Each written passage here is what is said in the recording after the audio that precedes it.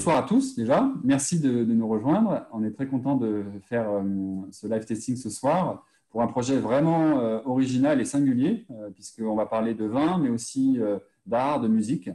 Et on a la chance pour ça d'être en compagnie donc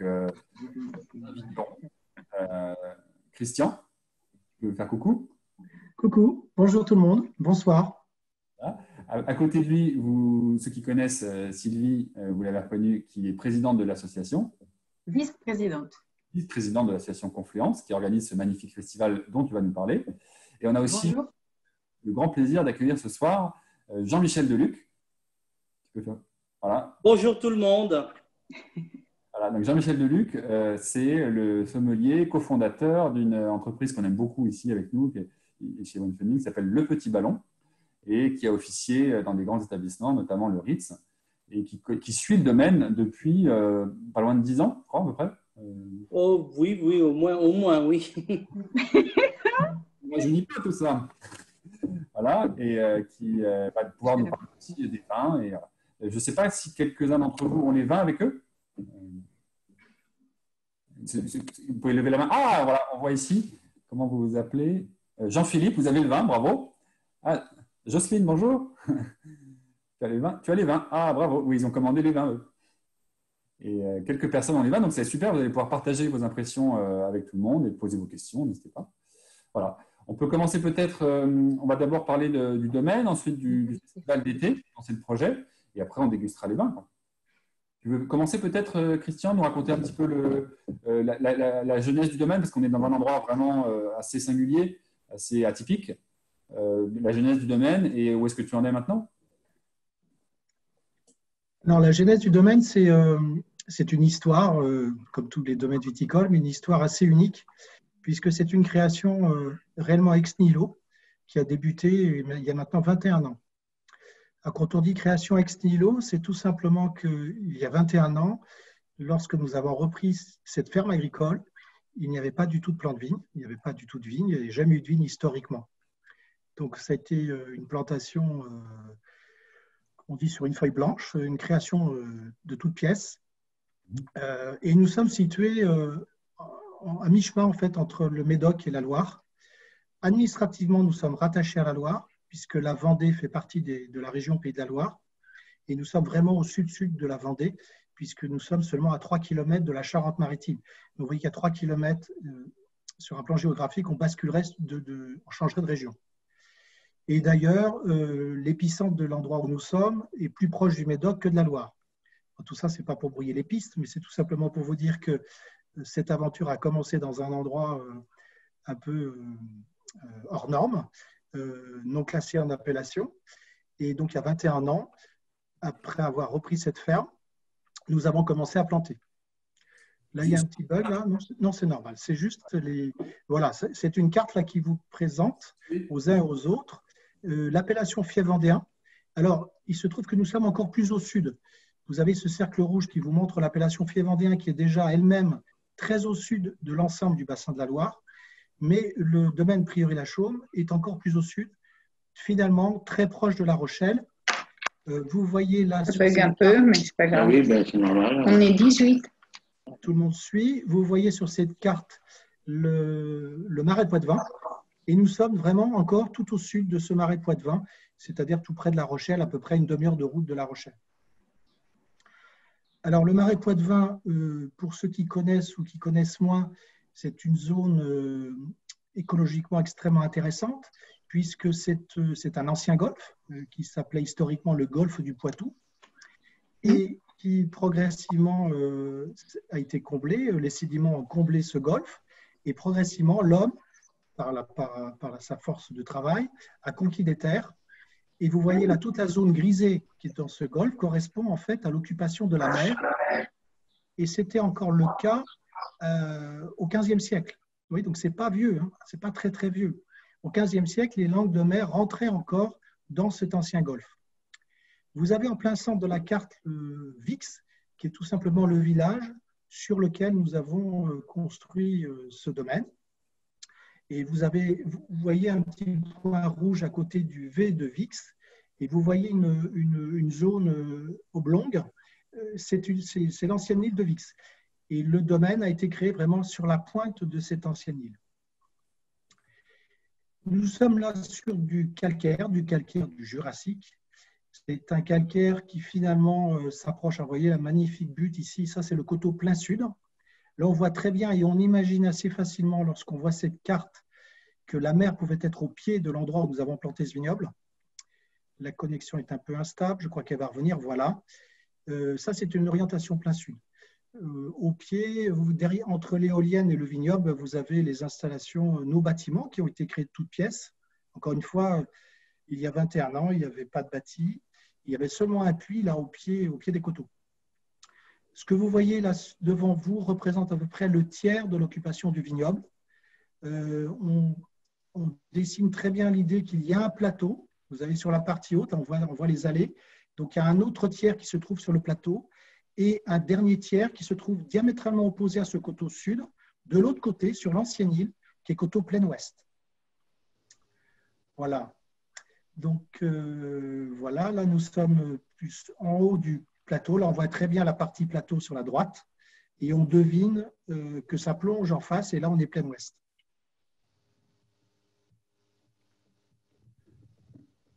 Ok, donc ça nous… Ce vignoble a commencé à être planté en 1998. Ok, et au niveau des pratiques culturales, là, on avait vu un logo bio qui apparaissait. C'est quelque chose que vous avez mis en place. Alors, c'est un vignoble qui est totalement bio, donc qui est revendiqué et qui est certifié EcoCert. Et c'est un vignoble aujourd'hui qui fait 15 hectares, dont le potentiel maximum de plantation nous amènerait à peu près 18 hectares. Donc, nous avons une petite réserve foncière qui progressivement est en développement. Mais ce sera sa configuration finale parce que de toute façon, tel qu'on vous l'a présenté, ne pourra pas excéder la surface de 18 hectares. Bon, ce qui, au demeurant, nous va très bien. Hein. 18 hectares en bio, c'est beaucoup de travail. C'est à l'échelle d'une famille, de toute une équipe autour. Beaucoup de travaux sont faits manuellement et ça occupe déjà beaucoup de personnes et c'est déjà beaucoup de préoccupations. Voilà. Bio. Alors, j'ai envie de vous dire que mon approche est bio, bien sûr. L'important pour nous, c'est de faire ce que j'appelle des vins propres. Propre, c'est très clairement de bannir tout ce qui est chimie de synthèse dans le sol et évacuer également tous les apports, que ce soit les apports exogènes de la chimie de synthèse lors de la vinification. Donc, c'est vraiment faire confiance à la nature. Moi, je parle de biomimétisme qui s'exerce chez moi à la fois dans la culture de la vigne, mais également dans l'accompagnement de la vinification. J'ai quelques points originaux, si certains posent des questions tout à l'heure, qui pourront illustrer ce propos. Ok, et bien justement d'ailleurs sur les vins, peut-être on passera sur le festival un petit peu après, parce que ce que tu viens de dire là sur les vins, l'originalité, en fait c'est comme ça que j'ai rencontré un peu par hasard le domaine La Chaume, avant de rencontrer Christian, c'est en goûtant le vin blanc, qui est un blanc de noir, fait à partir de raisins noirs. C'est un peu atypique, mais ça se fait en Champagne, hein, et lui il a fait ça, et ça m'avait vraiment interpellé. J'avais beaucoup aimé ce vin, donc là on peut commencer peut-être à déguster le vin blanc. Attaquer avec ça. Pendant que Jean-Michel prépare sa dégustation, quelques mots sur ce blanc qui effectivement illustre un peu ce que je vous disais tout à l'heure sur ce biomimétisme. Ce que je dois vous dire, c'est que je suis un fils de paysan. J'ai un parcours un peu atypique puisque j'ai commencé, je ne suis pas né dans une barrique, hein, que ce soit très clair, parce que je suis arrivé sur ce domaine, il n'y avait pas de vigne. Encore une fois, il a été créé absolument de toutes pièces. Et je ne sais plus ce que je voulais dire. J'ai eu un parcours qui m'a amené ensuite, je suis œnologue de formation, avec une école de commerce aussi, donc ce qui m'a permis en fait d'exercer dans pas mal de métiers, dans pas mal de régions, et de belles expériences professionnelles, tout à la fois en amont et en aval de la filière. Donc j'ai été à la fois maître de chai, donc vinificateur, œnologue. Je me suis occupé du commerce de certains domaines. J'ai dirigé des structures interprofessionnelles. J'ai même été directeur de la communication en Champagne. Et c'est au travers de toutes ces expériences que j'ai essayé d'extraire le meilleur de tout ça. Et comme je partais dans un esprit libre avec la création de ce domaine, sans code de production établi, hein, ce qui n'est absolument pas le cas lorsque vous reprenez un domaine dans une zone d'appellation d'origine contrôlée aujourd'hui en France, on vous impose de fait un cahier des charges et on vous guide évidemment la main sur la couture pour cultiver. Et on vous dit quel cépage vous allez planter, quelle densité, les vinifications sont quand même encadrées, même si évidemment il y a quand même des degrés de liberté. Nous, en ce qui nous concerne, ça a été vraiment un degré de liberté absolument total. Ce qui fait que, vous voyez, pour aborder la dégustation du Prima Donna, on est sur une originalité puisque j'associe dans cette cuvée effectivement l'assemblage de base des vins de Champagne. C'est une expérience que j'ai vécue en étant en Champagne. Et je dis souvent que j'ai quitté la Champagne avec un sentiment contrasté, une vraie découverte avec tout l'intérêt de l'association du Chardonnay et du Pinot Noir. Je m'en amuse souvent et j'ai souvent une petite boutade que je glisse aux professionnels en disant, vous savez, parce qu'à l'aveugle, quand on déguste ce vin, évidemment, c'est très difficile de deviner qu'il y a du Chardonnay et du Pinot Noir associés. Et je glisse cette boutade en disant, pourtant, c'est sans aucun doute l'association la plus connue et la plus reconnue au monde. Donc, de fait, vous devriez la retrouver gustativement. Ce n'est pas très compliqué quand même. Évidemment, personne n'y pense, puisque comme vous le savez, pour tous ceux qui sont dans le milieu du vin, lorsqu'on associe Chardonnay et Pinot Noir, on fait de la bulle, de la fine bulle. On ne fait pas du vin tranquille. Alors, j'ai extrait en fait de cette belle histoire, de cette association très symbiotique du Chardonnay et du Pinot Noir, l'idée de construire un peu à l'envers de la Champagne, sur la base de raisins parfaitement mûrs, un vin blanc sec, tranquille, qui, et là je vais laisser la parole à Jean-Michel pour nous en faire le descriptif. Jean-Michel, Oui, bien. Alors effectivement, on est à 90% en Champagne, puisque c'est Pinot Noir Chardonnay pour 90%, mais la Loire est là quand même avec 10%, et elle va jouer son rôle en bouche d'ailleurs, on le verra. Alors, si vous avez le vin dans le verre, comme ici, on voit que le Pinot Noir agit dans ce vin parce qu'il est déjà très coloré. Il a un fond coloré et toujours les vins issus de cépages noirs ont toujours des intensités de couleur, sachant également que le Chenin donne aussi des vins blancs très colorés. Donc, on a un vin qui est lumineux, brillant, limpide, et puis ce qu'on peut remarquer également, si vous remuez votre vin dans le verre, c'est une certaine gras, une certaine épaisseur qui est souvent apportée par l'alcool. Mais là, c'est aussi, on sent les petits rendements, la trie, on sent quand même une belle sélection de raisins pour faire cette cuvée. Alors, je pense que le pressurage, les assemblages se font au pressurage ou se font vin tout fait? Question à Christian. Les deux cépages, Chardonnay et Pinot Noir, arrivent à maturité toujours à peu près en même temps. Donc, ils sont directement associés, le pressurage se fait en même temps. Le chenin a un delta de maturité et on va associer ensuite le peu de chenin qu'il y a dans cette cuvée va être associé ultérieurement. Bien, alors voilà, la robe est magnifique, hein. On sent le vin quand même velouté déjà, cette robe dorée, reflet, argenté. Voilà, c'est un 2018, il n'a pas de la maturité, on sent qu'il peut aller encore plus loin parce qu'il a beaucoup de vivacité, de brillance. Ça, c'est un bon signe d'acidité, de fraîcheur qui va lui permettre de vieillir. Alors, si on peut passer au nez, alors, la première impression est quand même assez veloutée, assez mielleuse, avec des arômes un peu compotés de fruits blancs, je trouve. Alors, est-ce qu'on reconnaît un petit peu le côté beurré, beurre frais? Alors, je sais qu'on n'est pas loin de Charente-Poitou, mais on a le côté chardonnay quand même dans ce nez beurré. Des notes de noisettes, de fruits secs, de fruits blancs, pêche, abricots. Donc, on a une belle trame d'arômes variétaux. Donc, c'est un bon signe pour moi aussi parce que ça veut dire qu'on a respecté le raisin.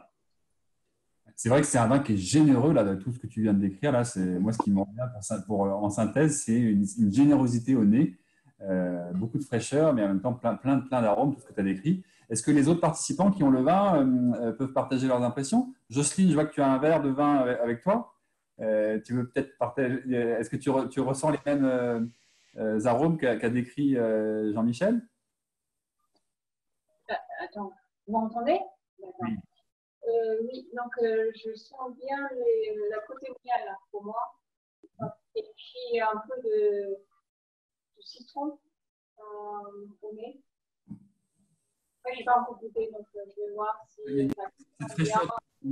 La petite fraîcheur citronnée, c'est ce dont parlait tout à l'heure Je Jean-Michel. vais voir si niveau nez et niveau bouche, il y a une corrélation ou pas, parce que parfois il y a des vins entre le nez et la bouche, c'est pas le même goût.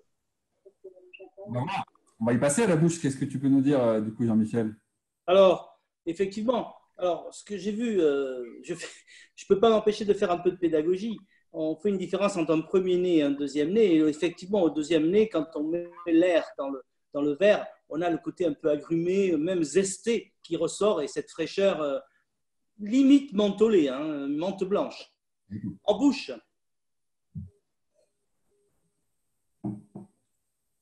eh ben, c'est l'autre côté du miroir. On a cette attaque très ronde, très veloutée, plutôt charnue, hein, fruitée. On retombe sur les côtés un peu compotés. Et après, le vin glisse sur la langue pour arriver sur une structure en milieu de bouche qui est beaucoup plus acidulée, beaucoup plus fraîche, qui réveille.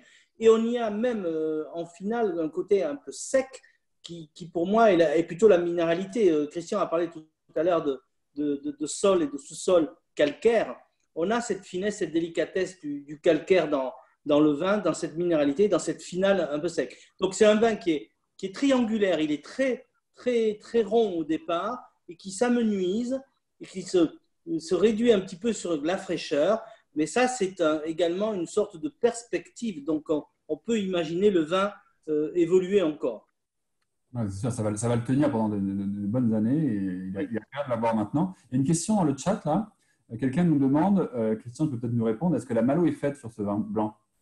Non, les malos ne sont jamais faites chez moi sur les blancs. Voilà. La fermentation malolactique, pour ceux qui ne savent pas, tu veux peut-être l'expliquer d'ailleurs. Christian, tu veux peut-être. La fermentation malolactique, c'est une deuxième fermentation. On parle toujours de la fermentation alcoolique, qui est bien entendu la transformation des sucres en alcool. Mais la fermentation malolactique, c'est la transformation des acides maliques, que l'on retrouve dans beaucoup de fruits, en acides lactiques. Alors, la différence entre l'acide malique et lactique, même si sur le plan chimique, ce n'est pas la même formulation, ce qu'il faut retenir, c'est que cette deuxième fermentation conduit à une certaine désacidification. Donc, on va perdre en acidité, en puissance d'acidité dans le vin, si le vin fait sa fermentation malolactique. Voilà. Alors, c'est quelquefois recherché, quelquefois ça ne l'est pas. Pour être honnête, la nature quelquefois fait son œuvre sans que l'homme ou la femme vigneronne s'en aperçoive. En ce qui nous concerne, au prieuré à Chaumes, nos vins ne font jamais la malolactique et pour ne rien vous cacher, ça nous va très bien parce que vous avez compris, je crois qu'au travers de la dégustation et les commentaires faits par Jean-Michel, qu'on a des vins riches. C'est très simple, hein. Les vins riches sont tout simplement liés au fait que nous nous abstenons à récolter les fruits vraiment à pleine maturité. C'est le côté mimétisme, biomimétisme, dont je pourrais vous parler plus longuement tout à l'heure, qui m'amène à cela. Et quand vous avez des fruits très mûrs, ben vous avez de la puissance, de la richesse, de la profondeur, et on va rechercher ensuite une forme d'équilibre en ayant des belles acidités. Donc, si vous m'avez suivi, il est important dans ce cas-là et préférable que la malolactique ne s'exerce pas pour ne pas baisser encore l'acidité sur le vin et pour conserver tout cet équilibre, qui est un gage évidemment de longue vie derrière, ce qu'on va retrouver tout à l'heure sur les rouges, je pense. C'est pas Jean-Michel. Et également de plaisir immédiat, puisqu'on a vraiment, comme tu l'as dit, un vin qui est généreux. Alors, on l'a eu au nez, on l'a en bouche aussi, c'est explosif, mais ce n'est pas un vin qui est lourd. Tu as dit que tu récoltais à maturité. Le problème, parfois, quand on récolte à maturité trop avancée, c'est qu'on peut avoir de la lourdeur. Et là, ce n'est pas du tout le cas, parce qu'on a une fraîcheur, cette acidité, et le fait de ne pas avoir fait la fermentation malolactique, c'est une très bonne idée, parce que du coup, on maintient cette fraîcheur. Et c'est ça qui est super agréable dans ce vin et que j'aime beaucoup, moi, c'est qu'on a un vin qui est généreux, mais qui n'est pas du tout lourd, quoi. Il a une fraîcheur, une tension, qui fait qu'il est très agréable à boire maintenant et qui pourra se garder pendant quelques années, quoi. Il faut même, à la rigueur, ne pas hésiter à le passer en carafe au dernier moment, comme un vin rouge. Et oui, parce que là, dans le verre, même depuis 5 minutes… Il évolue. Il raconte une histoire différente, là, en fait. Il y a même des notes un peu de mélisse et de citronnelle qui se rajoutent dessus au nez. Voilà. Donc, il évolue dans le vert, effectivement. Ça, c'est l'arôme dont parlait tout à l'heure Jocelyne, l'arôme citronné qu'elle a très bien identifié. Oui, oui. En fait, comme tu disais, Jean-Michel, il apparaît au deuxième nez. Et pareil, en bouche, il n'apparaît pas tout de suite. Il n'est pas évident. Il vient derrière, ce qui permet de ramener un petit peu de fraîcheur, ce qui est super agréable. Vraiment, là, je n'avais pas goûté encore ce millésime depuis quelques temps. Donc, je suis très content de le goûter ce soir. Il y a d'autres personnes qui le dégustent, là? Jean-Philippe, vous goûtez le blanc aussi? Ah, on ne vous entend pas, on va vous mettre vous êtes en mute là. Attendez, je vous donne la parole. Attendez. Là, on vous entend. Oui, non, moi je me prépare pour les rouges. D'accord.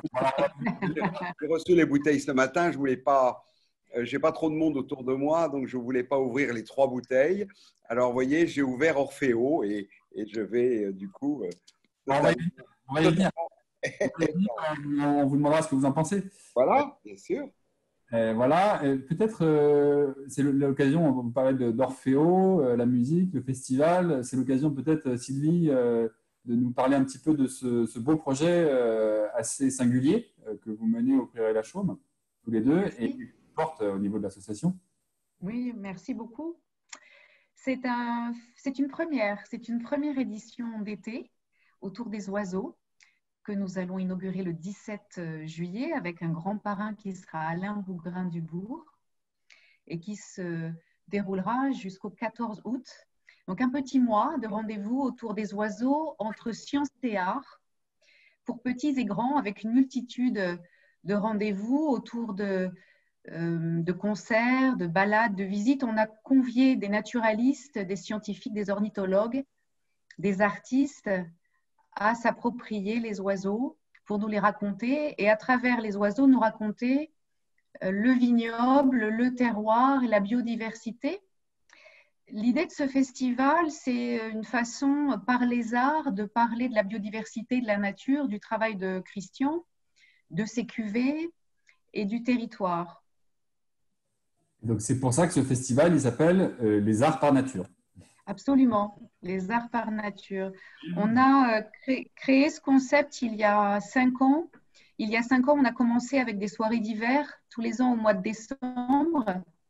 L'idée, c'est toujours d'aborder un thème commun, assez populaire, autour duquel on va construire des rendez-vous entre science et art.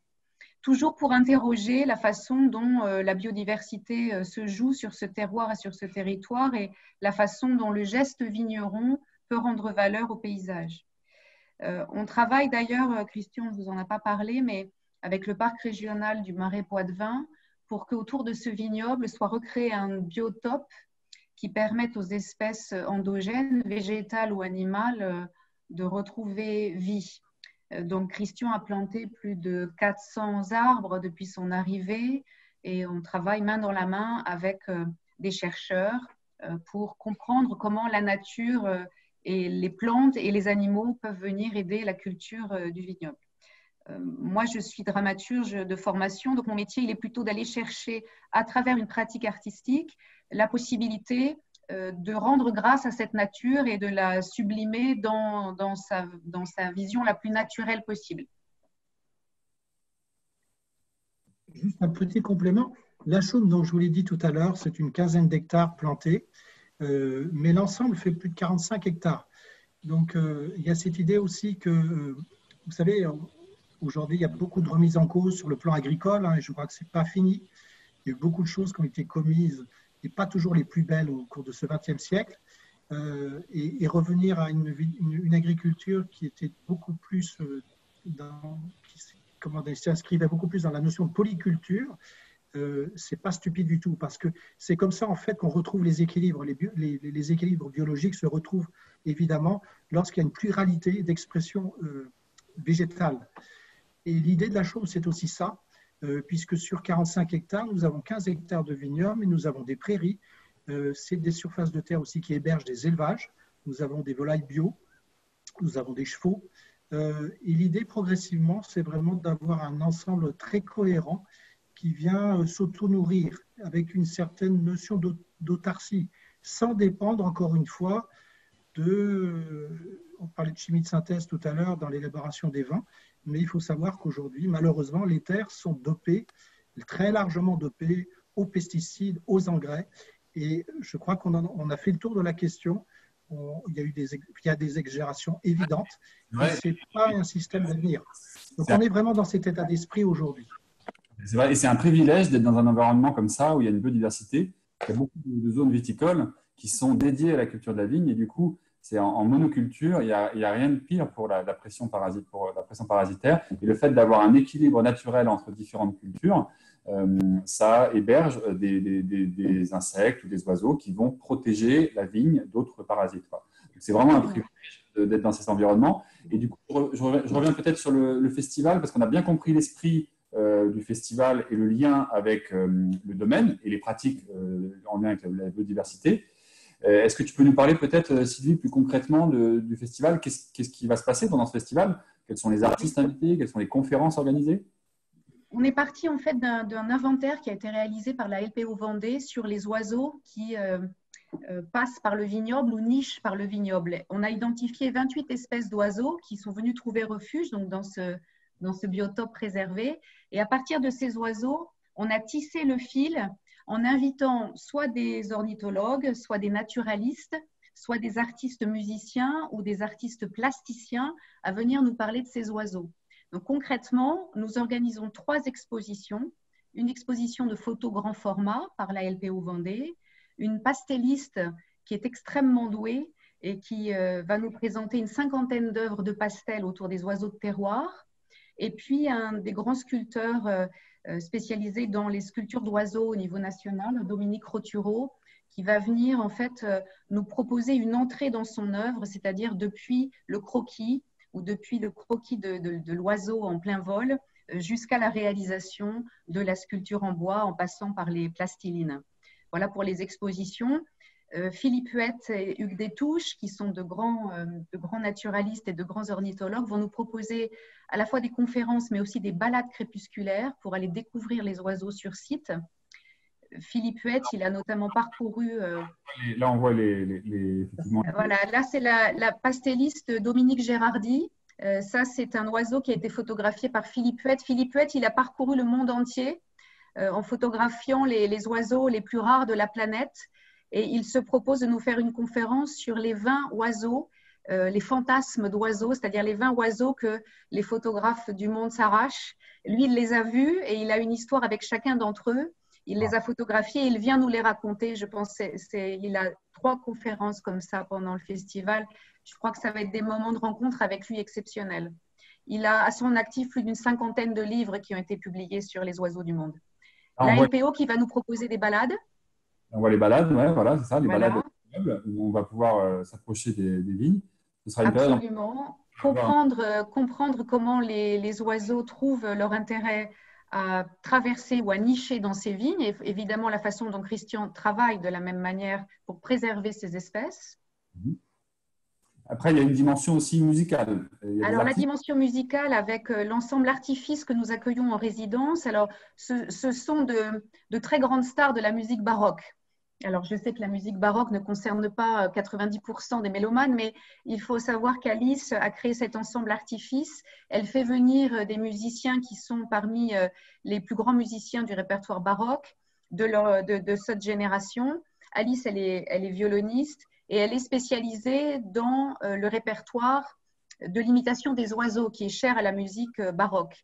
Elle vient accompagnée par un flûtiste, Mathieu. Si vous avez la chance de venir les écouter, vous verrez que Mathieu est un virtuose des flûtes, et notamment des flûtes liées aux oiseaux.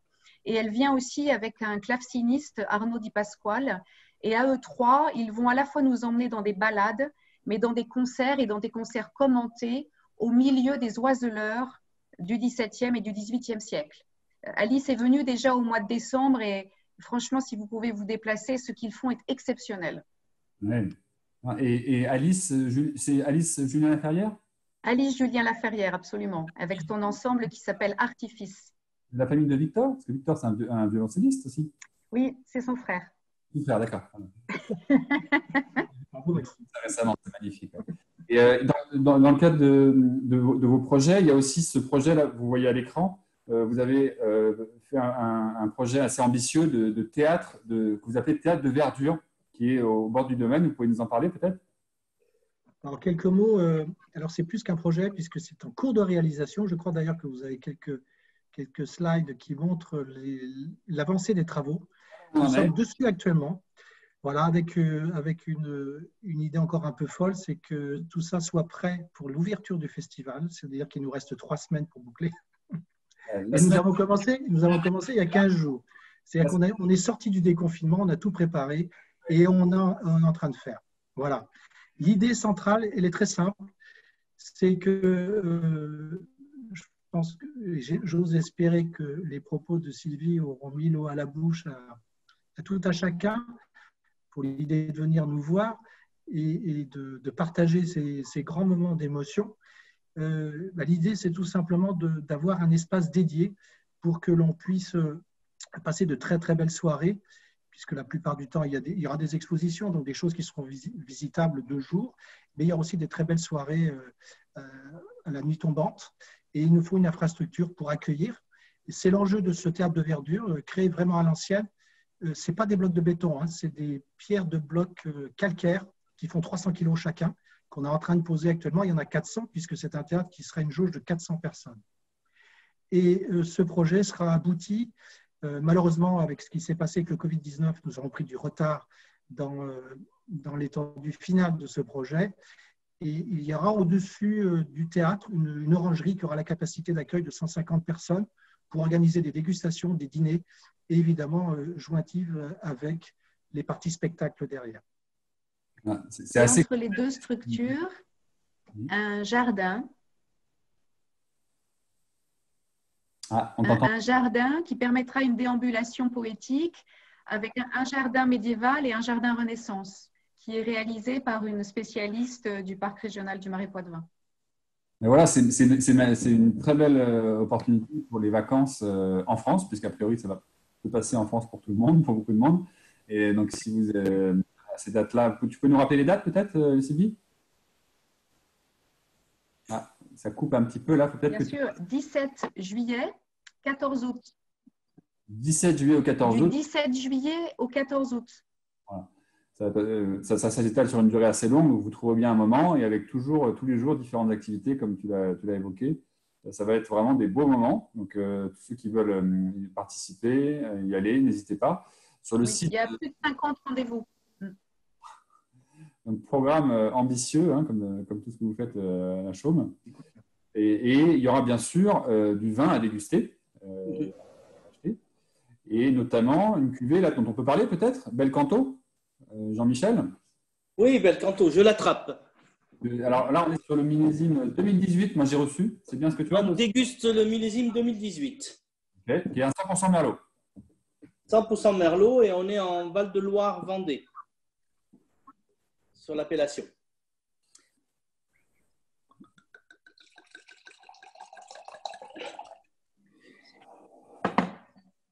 Donc, moi, je connais ces vins-là depuis très longtemps. D'ailleurs, j'ai découvert Prieuré-la-Chaume visuellement. Sur la route, j'étais entre Fontenay et Luçon.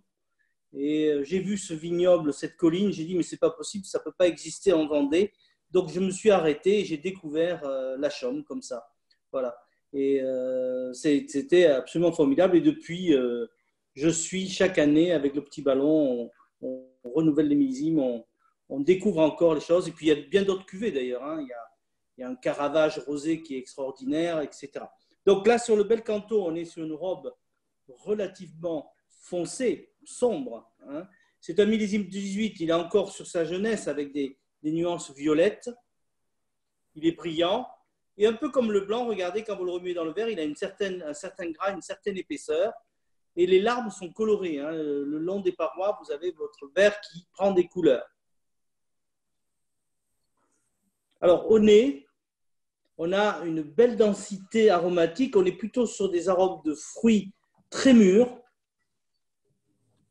On n'est pas encore sur des fruits confiturés, c'est encore un vin jeune, mais imaginez écraser du cassis, des mûres, des fraises des bois, des choses comme ça ensemble. Et vous avez cette odeur-là qui ressort surtout. des notes aussi fraîches, puisqu'on a ce côté un peu réglisse également qui apparaît, et des notes florales. Donc c'est un vin qui a quand même une certaine élégance. C'est très soyeux au nez, on sent que ça va être charnu, on sent que ça va être goulayant, goulayant dans le sens épais, hein, pas goulayant dans le sens léger. En bouche, ça se confirme. Le merlot souple, velouté, crémeux, presque onctueux. Et ensuite, on arrive sur une structure avec des tanins très fins, soyeux, mais encore bien vivants, croquants. Hein, l'impression de croquer un raisin très agréable. Et on retrouve cette réglisse en finale avec une note peut-être légèrement poivrée. Et ce vin tient, hein, les tanins tiennent le vin sur une belle longueur. Et on a là aussi, comme le blanc tout à l'heure, un bel équilibre entre la maturité du raisin et la fraîcheur de la structure. Et voilà un vin qu'on peut déguster aujourd'hui. Hein, petit carafage d'une demi-heure, 1 heure, servi à 16 degrés, pas trop haut. Et voilà un vin qui sera merveilleux. Alors, vous aurez l'occasion, j'espère, pendant le festival, d'aller déguster ce vin dans des circonstances avec une cuisine d'extérieur, d'été, qui peut vraiment s'associer avec ce style de vin. Néanmoins, il a quand même, moi je recommande même un petit vieillissement de 5-6 ans. J'ai quelques anciens millésimes, puisque je suis fervent de prieuré la Chaume, quelques anciens millésimes, et je peux vous certifier que ça vieillit 4-5 ans sans aucun problème. C'est très très bon. Mais si vous voulez profiter du fruit, aujourd'hui, après un petit carafage, ce serait pas mal. Ouais, c'est vrai que ça explose en fruits, je suis complètement d'accord avec toi. Et encore une fois, on a cette fraîcheur, cette acidité qui permet de faire en sorte que le vin ne soit pas lourd et surtout de lui assurer une longévité. D'où il vient ce nom Bel Canto? Tu peux nous en parler peut-être, Christian? Alors, c'est une belle histoire. Donc, je ne vous ai pas tout dit, mais je suis originaire de l'endroit où j'ai créé ce vignoble. C'est une région que j'ai dû, comme beaucoup à l'époque de jeunes de ma génération, que j'ai dû quitter à l'âge de 20 ans. Je vous ai glissé tout à l'heure le fait que je suis originaire d'une famille de paysans, d'agriculteurs, et je devais initialement être agriculteur. Mais pour les raisons qui sont liées au développement agricole de cette époque-là, il n'a pas été possible pour moi de rester sur les terres familiales, et donc j'ai dû quitter la région. Je ne raconterai pas tous les détails de ma vie professionnelle, mais j'ai découvert le vin sur le tard, je suis revenu, je me suis exercé, j'ai repris mes études. Et figurez-vous qu'un jour, j'ai travaillé dans le tertiaire, et un jour, il se trouve que j'étais dans le bureau du directeur de l'Opéra de Nantes, pour situer les choses, l'Opéra Gralin. À cette époque-là, j'exerçais au bureau de l'interprofession des vins de Nantes. Donc, j'avais entre autres en charge la promotion des vins du Muscadet et puis d'autres missions inféodées à l'interprofession. Et donc, j'étais dans ce bureau du directeur et nous avions des discussions parce que nous avions des projets en commun qui étaient de nature promotionnelle. L'idée déjà, voyez-vous, il y a un fil conducteur dans tout ce que nous faisons avec Sylvie, puisque l'idée à l'époque déjà, c'était de mêler le chant avec le vin. Et si j'étais dans le bureau du directeur de l'Opéra, c'était pour parler d'un projet, un partenariat d'image entre le vin du Muscadet et l'Opéra. Et derrière son dos, il y avait un portrait, une toile d'une dame, une très belle dame avec un très beau port.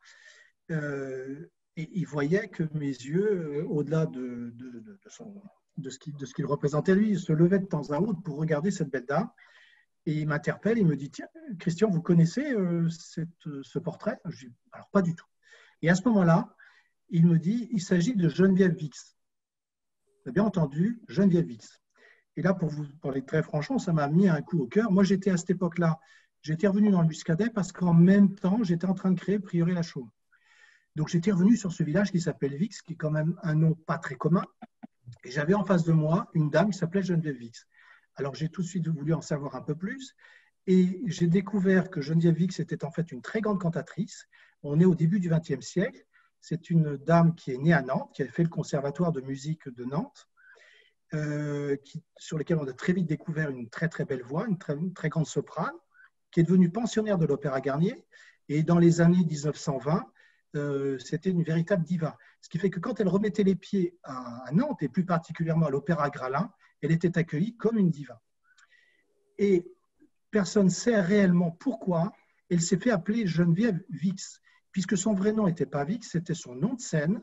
Son vrai nom était Bronner, ce qui est beaucoup plus commun sur Nantes, même si on ne voit pas beaucoup de Bronner aujourd'hui sur Nantes, mais c'est un nom de lignée flamande, et on sait qu'il y a eu beaucoup de Flamands qui sont venus s'installer à Nantes pour le commerce, et cette dame donc était de cette lignée familiale. Voilà, elle excellait dans le bel canto, et maintenant vous savez tout, et quand j'ai fait naître cette première cuvée, je n'ai rien trouvé de mieux que de l'appeler bel canto, en hommage à Geneviève Vix. Super, ouais, c'est une belle histoire. Ça va la cuvée chantante du domaine. Et je reviens sur le vin. J'ai vu que Jacques-Yves, qui nous a rejoint, bonsoir Jacques-Yves, que tu goûtais les vins là. Tu peux peut-être, il est peut-être parti. Le vin était en tout cas délicieux. Tu reviendras peut-être. Jocelyne, vous avez goûté les vins, le vin Belcanto? Jocelyne, tu nous entends? Par rapport à ce que disait Jean-Michel, vous avez ressenti tous ces arômes. Moi, j'ai trouvé très, très forte et très vraie l'analogie avec les fruits qu'on écrase. J'ai cueilli ce matin, j'ai eu la chance d'avoir deux pieds de framboise dans mon jardin et de myrtilles. Et je les écrase comme ça, au petit-déj, ça fait du bien.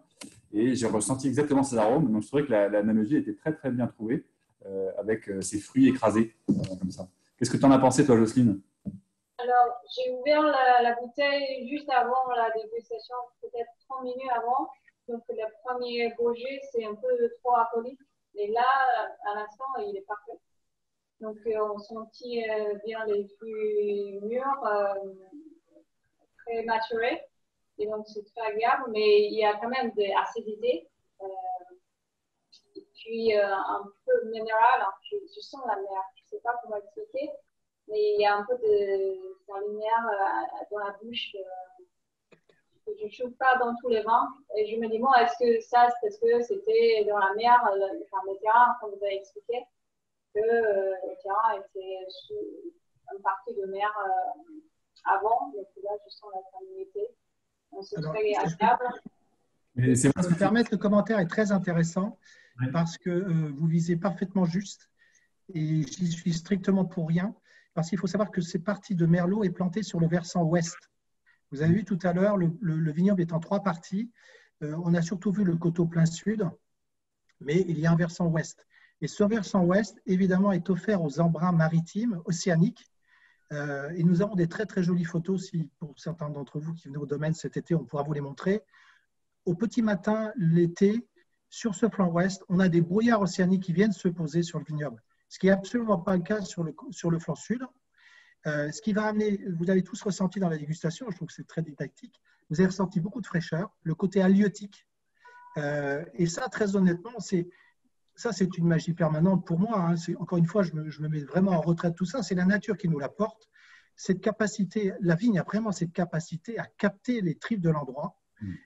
Et donc, elle va prendre ce côté, cette fraîcheur, ce côté halieutique qu'on a sur le versant ouest, qu'on ne va pas avoir sur le coteau sud. En regard de cette cuvée Belcanto, nous avons une autre cuvée qui s'appelle Rigoletto. 100% Merlot, même terroir, même sous-sol, exposition différente. Pour ceux qui connaissent, et encore une fois pour ceux qui pourraient venir cet été, nous en ferons la démonstration, c'est des vins totalement différents. Et là, c'est vraiment la démonstration que le variétal est totalement oublié. C'est vraiment le microclimat qui va s'exercer dans le gustatif. Non, mais c'est ça qui est merveilleux, c'est que tous ces éléments naturels que tu laisses exprimer d'ailleurs très bien dans les vins, on les ressent. Et Jocelyne, je pense que tu ne connaissais pas les vins avant et tu as identifié, déguste bien. Hein. Jocelyne, on s'est croisés. J'étais venu faire une présentation d'autres domaines au HEC 20, les anciens élèves de l'école HEC, dont Jocelyne fait partie. Et ils dégustent très bien, ils sont très professionnels pour des amateurs. Ils dégustent, ils font, je crois, tous les 15 jours, il y a une réunion où ils sont entre 25 et 40 personnes à déguster. Et vous voyez, qui goûtent très bien, parce qu'en découvrant les vins comme ça, j'ai beaucoup aimé aussi la première remarque que tu as commencé par faire, ça rejoint ce que disait Jean-Michel, c'est qu'il faut aérer le vin. Au premier nez, moi aussi j'ai senti un petit peu l'alcool qui sentait, et puis après tout de suite ça s'estompe, et on a cette barre. Donc n'hésitez pas à l'aérer une heure, 1 heure. Et un peu de fraîcheur, je ne sais pas ce que tu en penses, Jean-Michel, sur ce vin-là. Oui, comme je disais, il faudrait le servir à 15-16 degrés. Exactement. Ça lui va très bien, cette fraîcheur, ça le rend encore plus agréable, quoi. On peut peut-être passer sur un autre profil qui est Orfeo, que je vais me servir.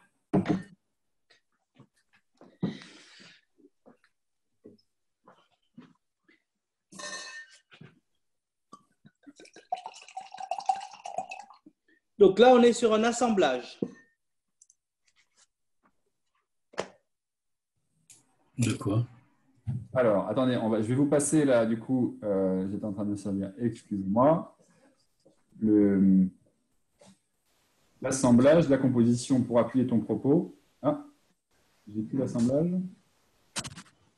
Donc, une sorte de mélange bordelais cette fois-ci, avec une intrusion dans le sud-ouest, avec ce cépage négrette. Alors, peut-être que Christian me dira que la négrette est d'origine vendéenne, je n'en sais rien, mais c'est plutôt sur Fronton qu'on la connaît. Et c'est un cépage absolument formidable, et c'est ce qui m'avait épaté, cette adaptation du cépage négrette. Alors, je ne sais pas comment Christian a choisi ce cépage, même s'il n'y en a que 10%, mais il joue un rôle d'épice dans l'assemblage. Alors, j'apparais peut-être un peu comme franc-tireur dans les choix des cépages, puisque voilà, j'ai toute cette liberté d'expression, puisque je ne revendique pas d'appellation. Mais néanmoins, ce qu'il faut savoir, c'est que la négrette, ce n'est pas quelque chose que je suis allé chercher dans le sud-ouest, puisqu'on retrouve dans l'appellation fief vendéen la négrette. Donc finalement, c'est mon petit point de raccord avec l'appellation fief vendéen, qui est quand même l'appellation la plus proche du domaine que nous avons créé.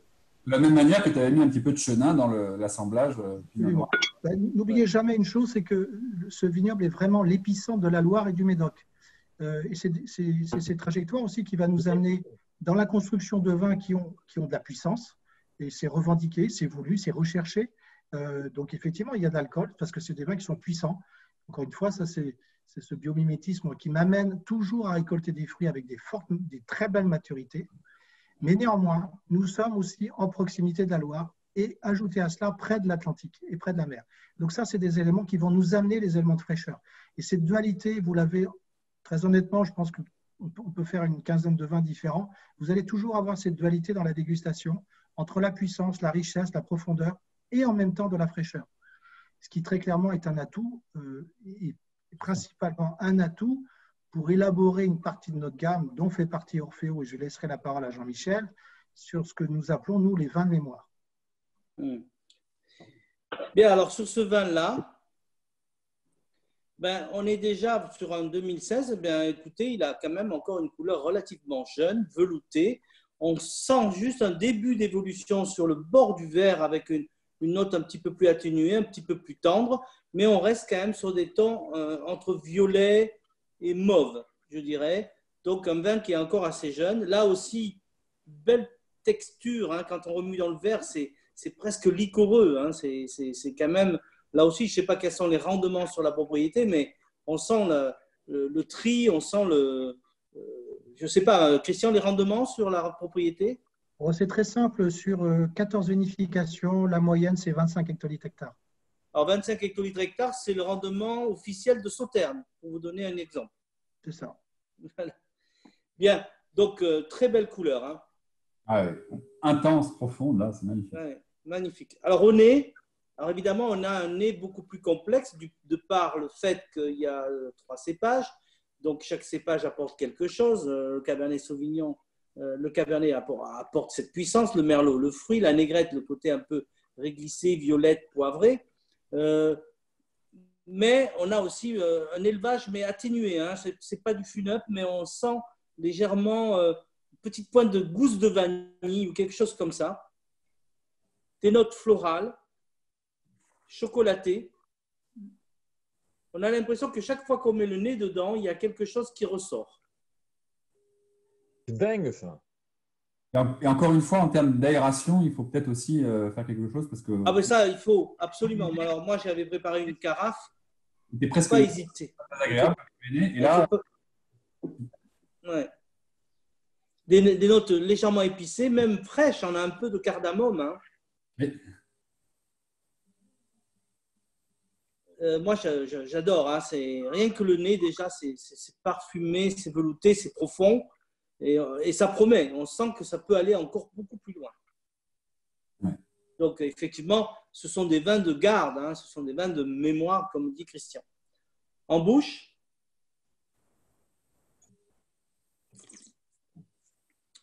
un équilibre absolument parfait entre la maturité, la rondeur, la souplesse, la suavité du fruité, le côté un petit peu plus pointu, un peu plus frais des épices, le côté un peu menthe poivrée qui remonte aussi en milieu de bouche, la réglisse sur la longueur, et puis on va retrouver tout ça. C'est assez harmonieux, mais il y a une certaine puissance qui se réveille en finale, donc on sait que le vin va aller beaucoup plus loin.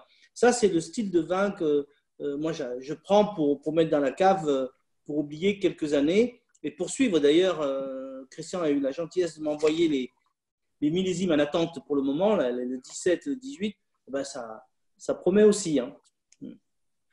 Super, ouais, non, c'est vrai qu'il y a ce côté soyeux qui est très agréable en bouche, velouté. On a du velours en bouche et en même temps beaucoup de fraîcheur. On n'est pas du tout sur quelque chose de lourd. Peut-être, Jean-Philippe, vous avez du coup servi Orfeo. Il doit être bien aéré depuis le temps là, qu'il est ouvert.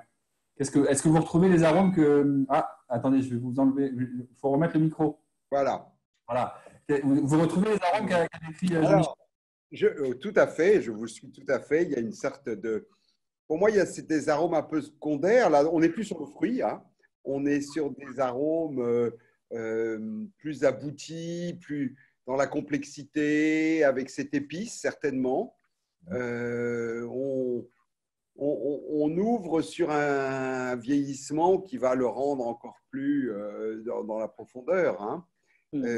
On trouve ce soyeux que vous avez. Et moi, je trouve qu'il y a une fraîcheur, une acidité, presque une acidité, enfin une fraîcheur. Hein. Les tanins sont frais. Il reste une belle acidité. Les tanins sont bien arrondis.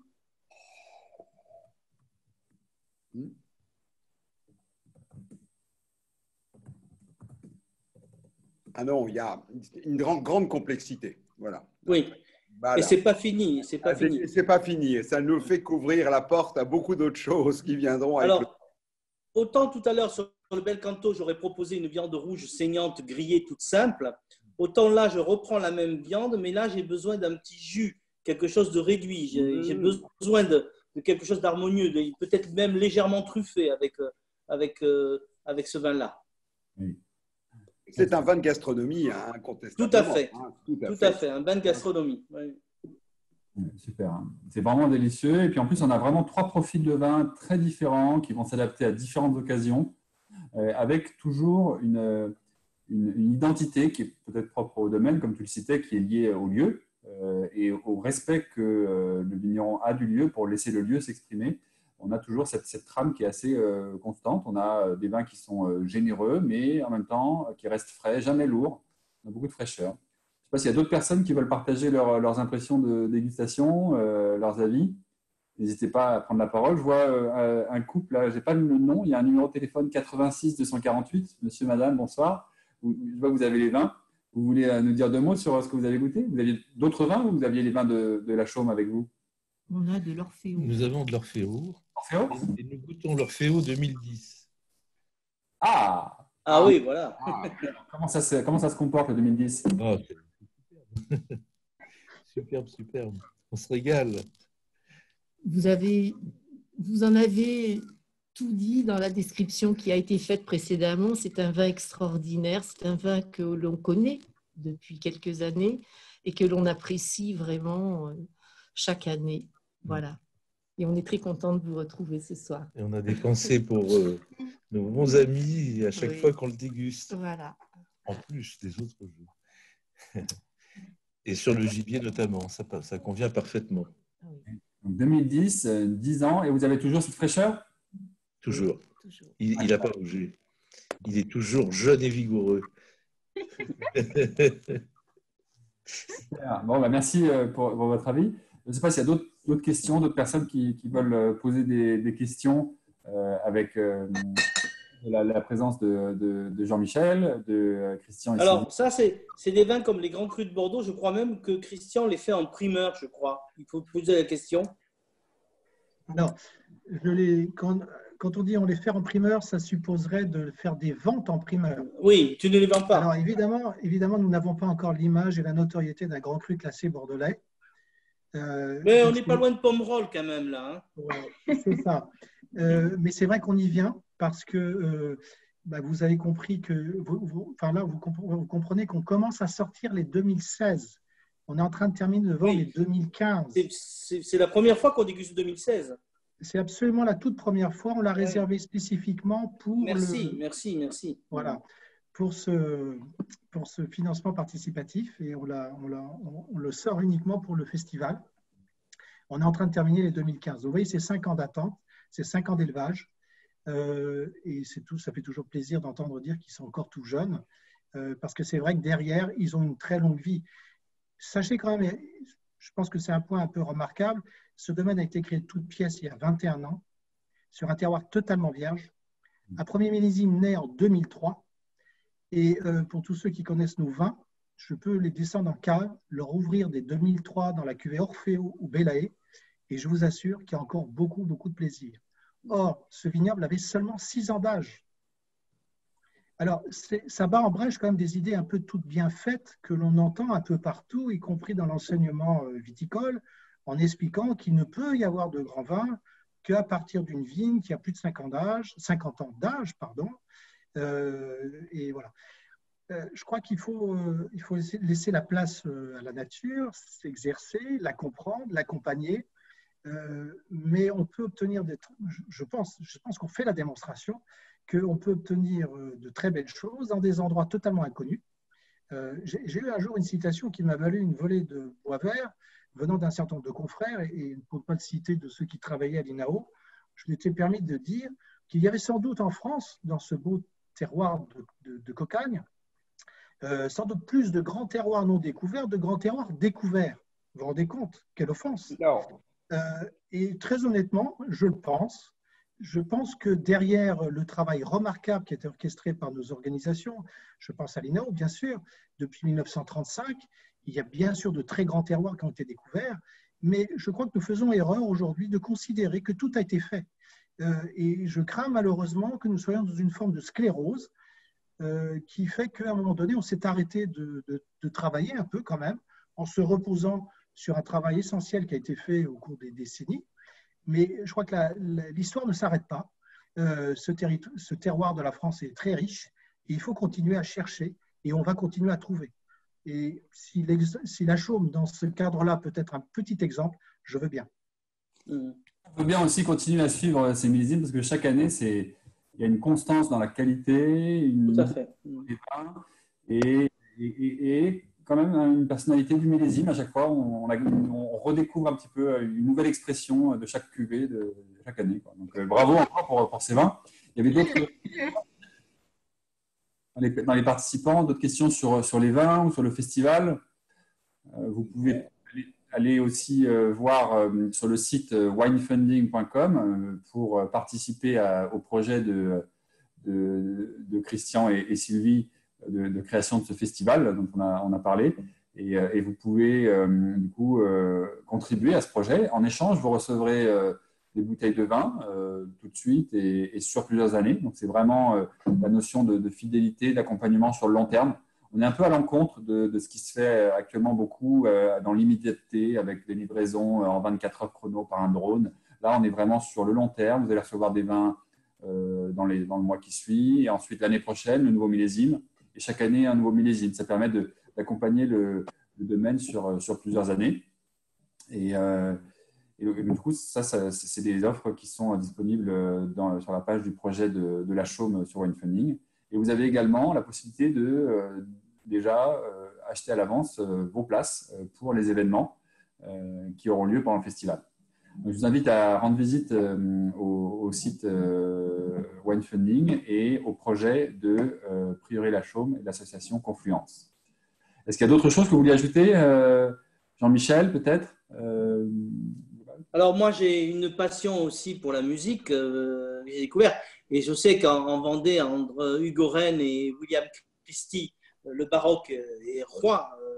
J'ai eu l'occasion plusieurs fois d'aller à des concerts dans les jardins de William Christie, ou même chez des amis à moi qui ont un logis absolument magnifique à Chaligny et qui organisent chaque année des festivals. J'organise moi-même d'ailleurs à Paris des dégustations musicales avec pas du baroque mais de la musique de chambre, voilà, où on associe effectivement les vins et on retrouve les mêmes épithètes quand on parle de couleur, de puissance, de force, de dentelle, de délicatesse, etc. C'est un vocabulaire commun à la musique et au vin. Après, en plus, à la chambre, on va rajouter, a priori, à la chambre, on va rajouter un cadre absolument magnifique. Et voilà, cette idée de théâtre de verdure, quand Christian m'en a parlé, j'ai trouvé ça extraordinaire et d'associer la culture et comme quoi le vin fait partie de la culture malgré ce qu'on disent quelquefois nos gouvernants. Ben voilà, de les associer, je trouve ça formidable et j'appuie totalement ce projet. Et d'autant plus que je suis très proche de la nature moi-même. Là, je suis dans ma campagne.